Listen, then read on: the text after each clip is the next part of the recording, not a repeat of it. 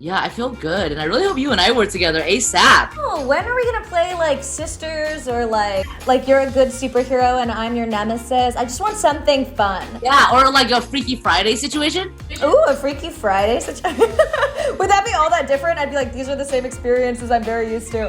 You're right. Wait, that's actually really funny. We Freaky Friday, but nothing's different.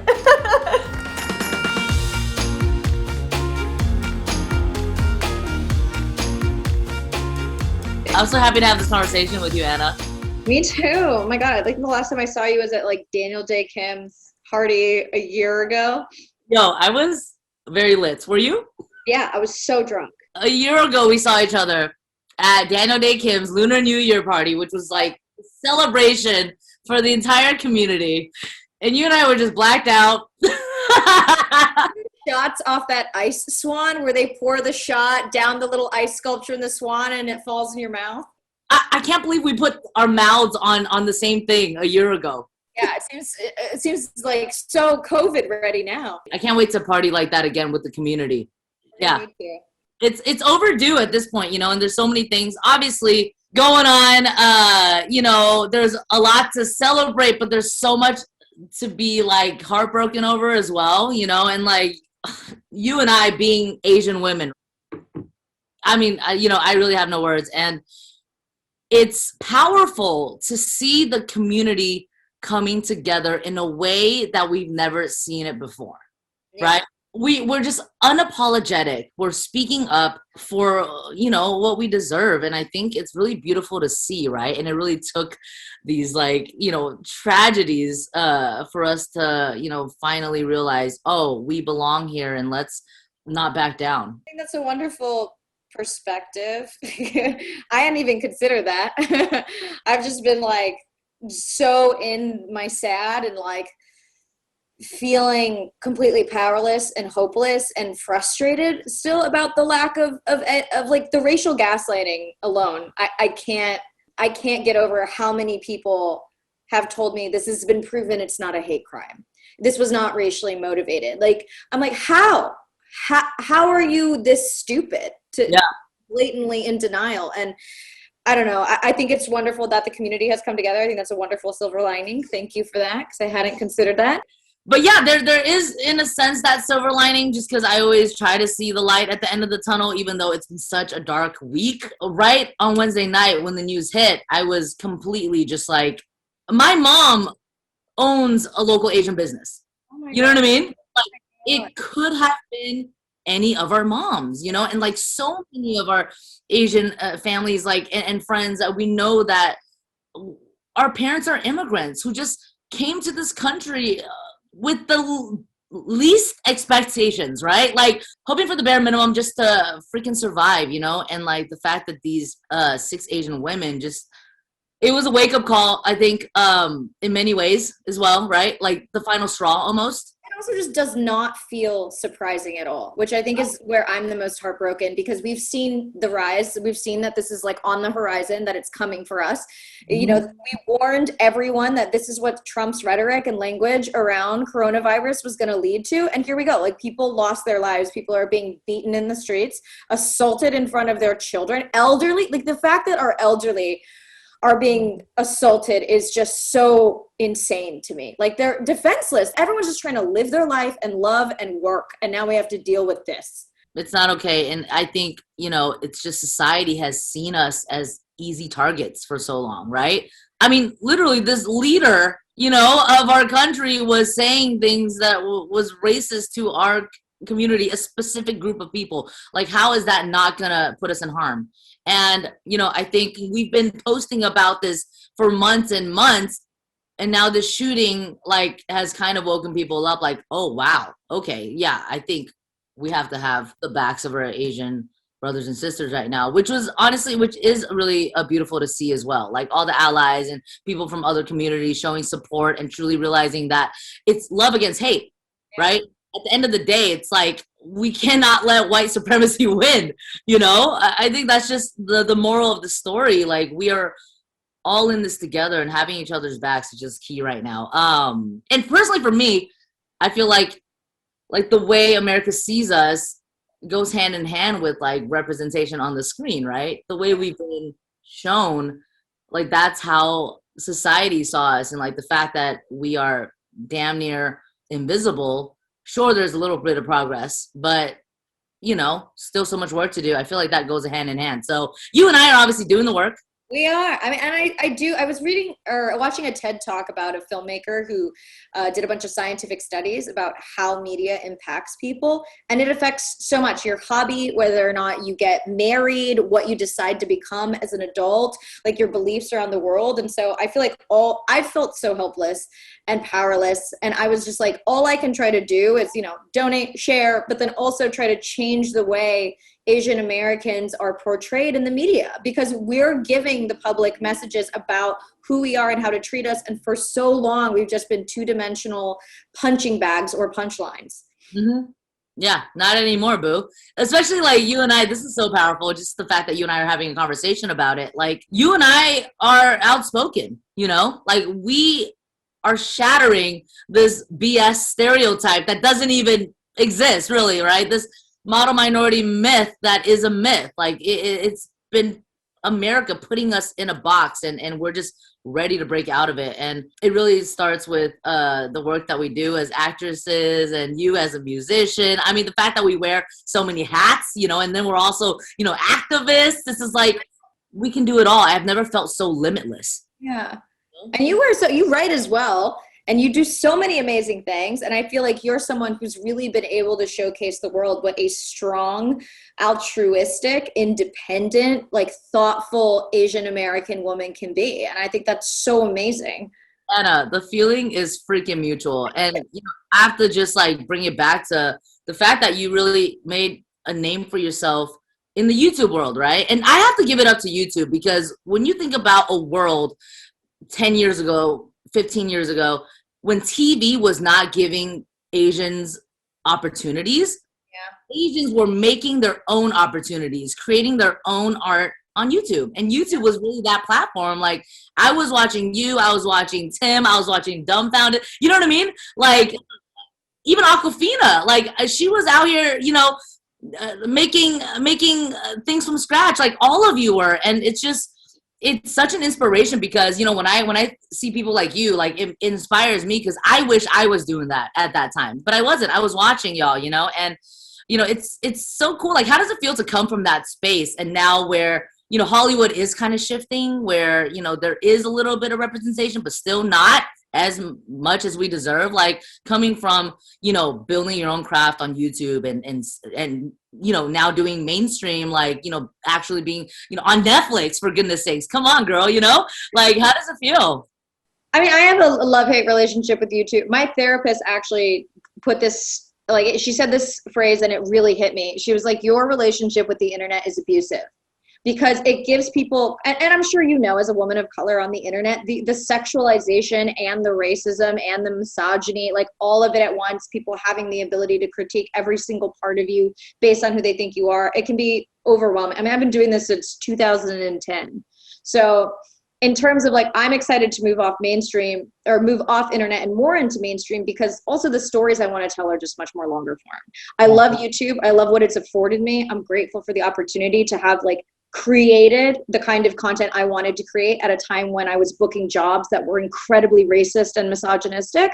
But I'm also at a point, and I think you are as well, where we're like, okay, what's the thing I can bring into this world where I can really center Asian American people as just people, where it's not a story where you have to be like, it has to be all about, I'm Asian, and the whole story is about what being Asian means. It's like, can I just be Asian and have a story? We can always highlight the culture, and that's because of who we are, where we come from, what we look like. That's already there, right? At the same time, we are relatable human beings, right? We're messy. We're not perfect, and we can make mistakes. And I think, we're still finding ourselves in this world. We're just trying to be comfortable in our own skin and discovering our voice, all that stuff. Moving forward, I just want to play characters and be a part of projects that are intentional. So we don't need to push, red envelopes, but let's, hint at it, maybe not at the fact that we could, but still, yes, let me establish myself as someone who's just going through some shit. You have so many hats, but what do you see as like, do you have one that's more important to you than the other? Like, if you can wave a magic wand, like, what does that look like? You know, that's the thing. It's hard to choose. Another reason why I'm bisexual, you know, like I don't want to choose. I don't want to choose.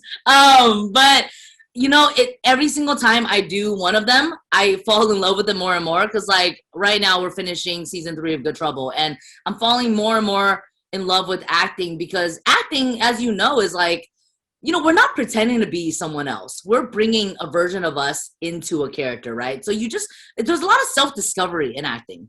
You know, it's like, oh shoot, I'm like really bringing up the trauma from 7th grade to like push through this scene, and you just learn about yourself. But with stand-up, I mean, stand-up is such, you know, an art that, you know, I'm still mastering. You know, I'm not perfect at it. Of course, there's the Ali Wongs and the Margaret Cho's that I look up to so much, and stand-up is really fresh to me because 2 days ago I did a show.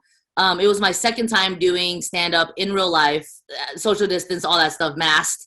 It got kind of chaotic, but my point is, it was 3 days after the Atlanta shooting, right? So I'm thinking, okay, first of all, as the only woman on the lineup already, and then as the only Asian person on the lineup, I'm like, well, I have to talk about it. This is, you know, what is a platform? What is a stage? You know, I've been vocal on social media. I've been vocal in real life. Like, but then I'm like, you know, struggling with the fact that, well, this guy asked me to host. So I'm doing my set up top. I'm also there to do a job, to set the tone, to make people laugh, to warm it up, to lighten things up. You know what I mean? So I'm like, okay, there's that, like, what is that balance? If I'm going to talk about the Atlanta shooting, I have to make it into a jokish thing. But then at the same time, like, well, if I'm going to make it into a joke, it needs to be the perfect joke. It has to be tasteful. It has to be like, you know what I mean? It was just like, so I was kind of struggling like 48 hours before the show. Anyway, I ended up going at it at a certain angle, and it worked. And afterwards, I just felt so happy that I did. And that's the thing about comedy. It's like, I'm pretty sure 50% of that audience didn't even know about the incident. Yeah. Comedy, you know, as much as it's jokes and punchlines and lighthearted stuff, you know, whatever, at the end of the day, like it's powerful in that it's a way to teach someone, you know, it's a way to educate the audience and make them think in a way that they didn't before. And at the same time, make them laugh. So I don't know, it's hard to choose, but every single time I do one of them, I just feel like I'm on cloud 9 right after. So, you know, what about you? Which hat is your favorite? I did stand up for 13 years. I'm over it now. I'm like, I loved it for so long. I had such a great time, and it gave me what I needed. But I was like, I can't do these late nights anymore. I can't, like, you know, how you have to hang out after a show till 1 a.m. and drink and like schmooze. Yeah. I can't do that anymore. But I think like I've always, as like since I was born, I've wanted to be an actor and a writer. So acting and writing, I think, are the ways that I very truly express who I am and what I have to say. So those are the two facets of my identity that I really, really love. I love that. I mean, it's so cool that you knew you wanted to be an actor like that young. Because it's like, for me, I mean, I think it was like the lack of representation. Like, I always loved performing. I made funny videos in high school. Like, I hosted the talent show. I did stuff, but like, I never thought it could be Endgame. I really didn't. Because it just felt like, and also as an immigrant, like, I always had that foreign feeling, right? So in my head, I'm like, oh, well, that's for Americans. Like, TV and movie, that's for Americans. Like, I never really, you know, thought it was possible until, like, you know, later on in life. Well, I didn't even know, like, I didn't think it was possible until I saw Margaret Cho perform when I was like 19. And you're like, oh, someone who looks like me is doing this. And like, we had what, like maybe Jackie Chan, Jet Li, Bruce Lee, Lucy Liu, Yellow Ranger. That was like it when we were growing. I can't believe we can count like on one hand, maybe two hands, right, of the representation we had. Yeah, Margaret Cho is just, I mean, she's the queen, right? And that was something cool about watching her. Like, it really made me realize, oh, Asian women are outspoken, right? It gave me that influence to you know, say the darndest things, right? And walk into a room and shock people, right? And prove people wrong. I think that's what Asian women are brilliant at doing, is proving people wrong, because they have such an idea of who we are and what we should be. But like, we come in hot these days, and I don't give a damn, you know what I mean? Like let's freaking go. I was reading a great book, and someone was like, the best thing about women is the ability, like how people underestimate you and how very quickly you can exceed like someone's expectations and shock someone, and just by being yourself, because of the terrible messages society gets about women. I can't tell you the amount of times I've walked into a room and people think I'm the assistant, and I'm like, no, this is my meeting. Like, what? Yeah, I feel like they're like, oh wait, what do you do for the show? Yeah. I'm one of the leads. Yeah. Like, proving people wrong. It's like, it feels so good. And I'm not even like, ooh, look at me at all. But like, those moments feel really good, right? Yes. And ooh, look at you. Look at those nails. Also, your hair perfectly matches your collar. It's falling. I was like, oh my God, it's a good look. Who I am anymore. I'm thirst trapping today, honey. It's so interesting because like in the quarantine, like we'll get glam for random things and like nowhere to go afterwards. Like we can't like hit up a booty call. Well, how has it been in the quarantine? So, I mean, what are some things that you've been like doing to stay inspired in the quarantine? I mean, I've been writing a lot. So I think this last year, I've always been a part of a writing group. So it's always me and a writing partner. I've never felt like I'm enough on my own. And last year I was like, I need to change that. Like, I am a good writer. I am enough on my own. I need to build that self-resilience. So I've been writing scripts. I just finished a 1-hour TV pilot about the Japanese internment camps. It's kind of like Stranger Things meets Stand By Me. It's like a group of kids investigating a serial killer in the camps. Wow. Yeah, because I was just so frustrated by, I don't know about you, but I started going to only Asian grocery stores because at the beginning of the pandemic, the level of hostility I was feeling from people in public freaked me out. So I started driving to Little Tokyo. And I just wanted to channel all of that like fear and pain into something that felt meaningful, and it just really reminded me of World War II's Japanese internment camp. First of all, that's so dope that you're telling that story, because I feel like I still haven't seen that story in a more personal point of view, right? We've seen like freaking, what was the movie with like it was called Pearl Harbor, right? There was that movie. Like, like the most mainstream way to tell that era about the Jap. Like I love that it's coming from your voice. I want to see that. Thank you. Stranger Things, Stand By Me. Let's go. Got to do something, you know. What about you? What have you found helpful or not in quarantine? I think same with the writing, you know. I've also been very collaborative to a fault, you know, but because like working with others, they keep you accountable. So then you have to finish it. So then like I'm left with all the things that I write solo, they're like unfinished, and like, but I finally started to finish a few of those, and it's cool that like we can be in things and also just create things for our people, right? That's what, you know, I've always been saying, like, I want to be the Asian Lena Waithe. I want to be the Asian Issa Rae. Like, they create things for their people, and I can't wait till we, you know, do more of that and, like, actually get these things greenlit. That's another thing. It's like, yo, like, you're hungry for this story? Like, buy it. Give us the representation we deserve, please and thank you. To be honest, I really am hopeful, and I've always been very optimistic because, like I said, we're limitless right now. Like, there's nothing Asian women can't do. And I see my mom, right? And we see their journey. And it's like, that's already enough to tell me that there is nothing an Asian woman can't do. Oh my God, I'm getting emotional. Oh my God, Sherry, you're like a little like ray of sunshine. It's so nice. I feel like I'm a storm cloud and a goblin, and you look at you, you're like crying with joy. I love it. But truly, it's like, you know, everything for me is all about perspective, and like what we want to see in the world, we have to bring it. Yeah, yesterday I went to go visit my mom because she, you know, owns a restaurant in San Gabriel. And I mean, listen, I'm like, Mom, we're going to be okay.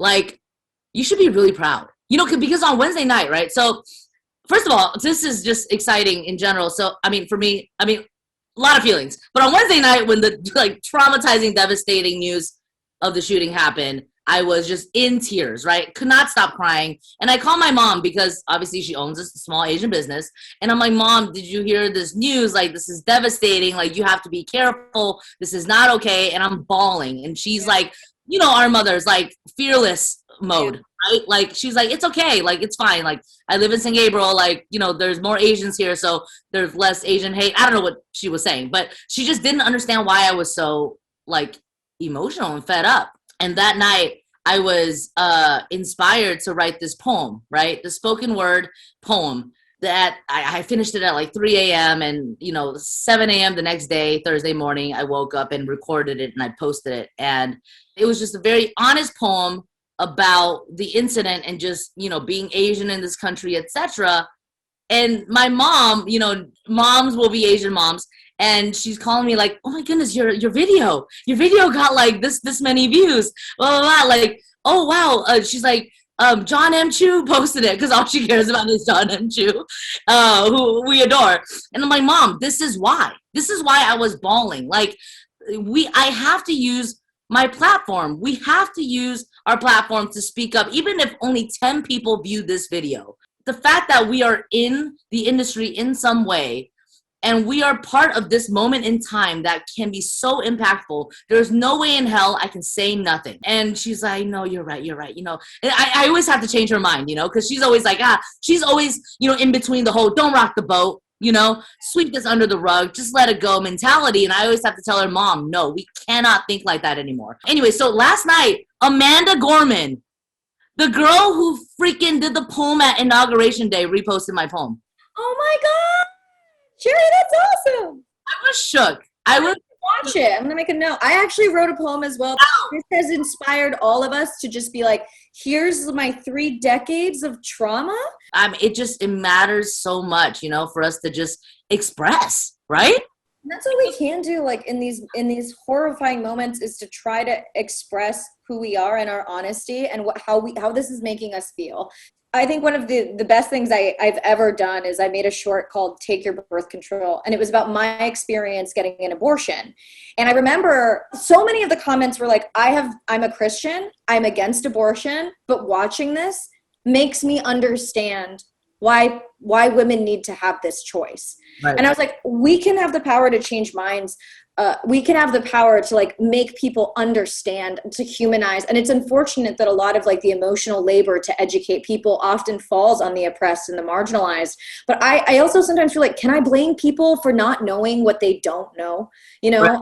And so I think that's a wonderful point you're making about how you have to really take everything that you're feeling and put it out there and say something, because that's going to touch people, that kind of honesty. That already goes against, you know, what people expect us to do, right? Because we've been so hush hush about everything. And, you know, just even the topic of abortion, the topic of so many of these heavy issues, like, let's call it out. What else are we going to do? Stay silent and like just let this happen again and be like, oh no. This year has really been such an eye-opening experience. Just like even, you know, being on a show like Good Trouble, it's literally named after the late great John Lewis, you know, and Good Trouble has been telling these freaking stories since 2018. You know what I mean? And like the world is still kind of catching up and just like I'm really inspired by other communities, you know, like to fight. And, you know, just even being a part of all the protests for BLM last summer, like I want to do that for our community. You know, it's such an inspiration, the fight, right? Even though it's just so heart-wrenching.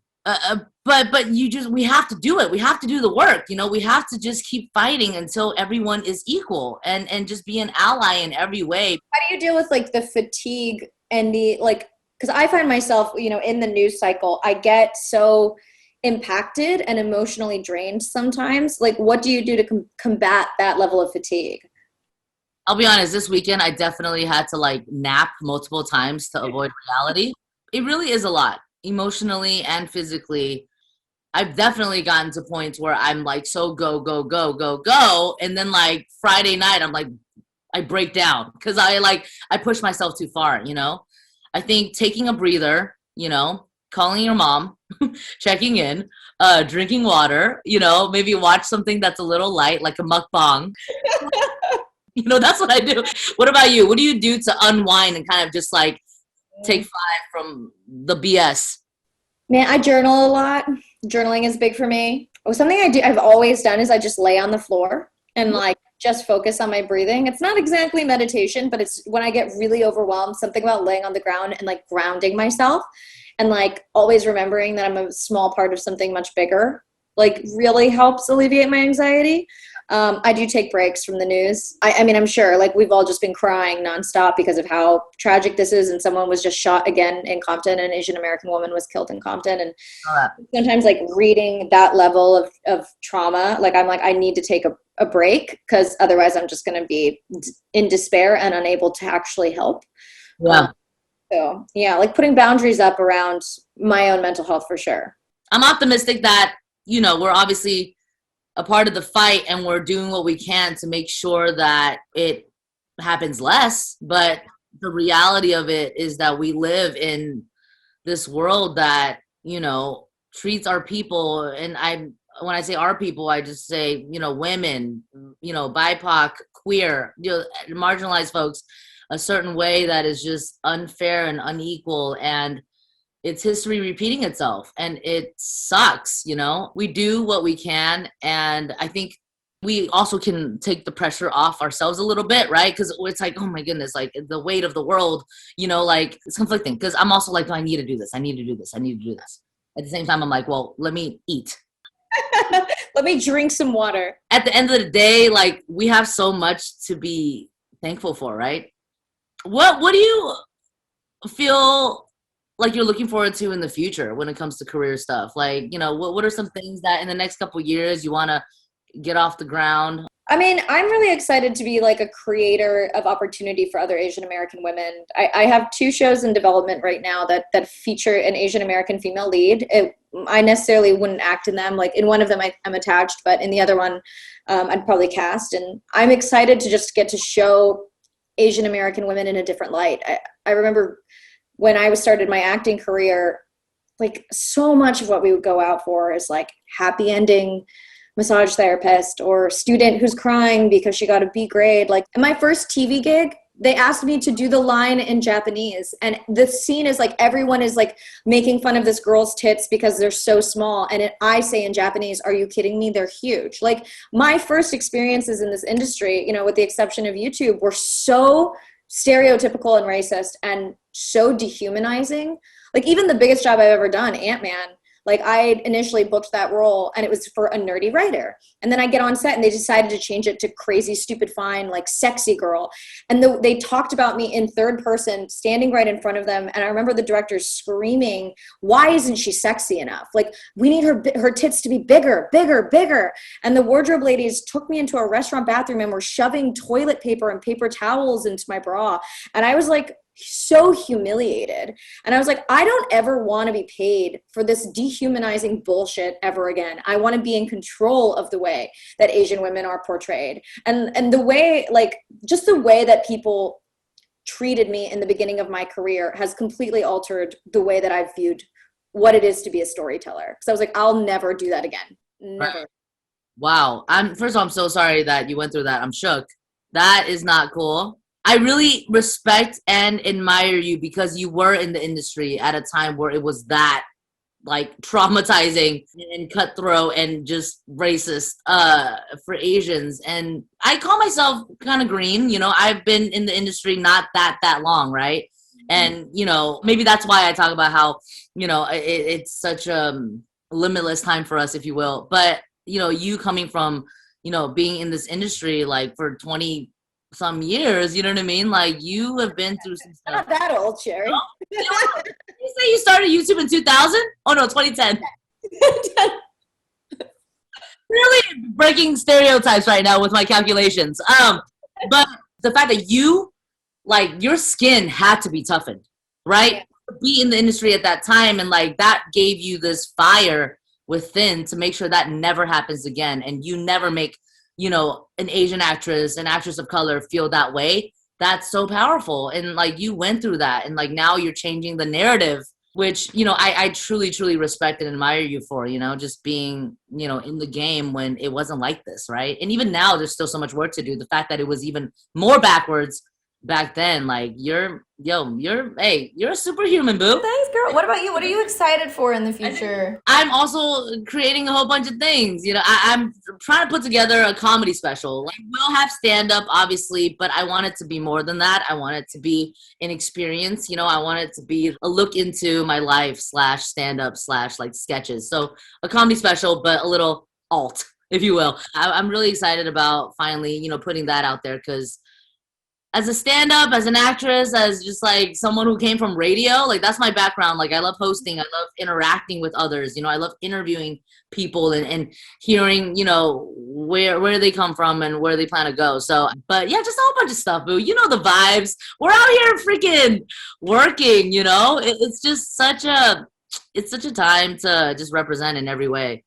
I can't wait to see your comedy special. I think that's going to be freaking phenomenal. Yo, you'll be front row. You'll be backstage. Yes, I'm going to be shouting. So many exciting things happening, boo. Jupiter's Legacy. Very excited. Tell me more about that show. How was it working on?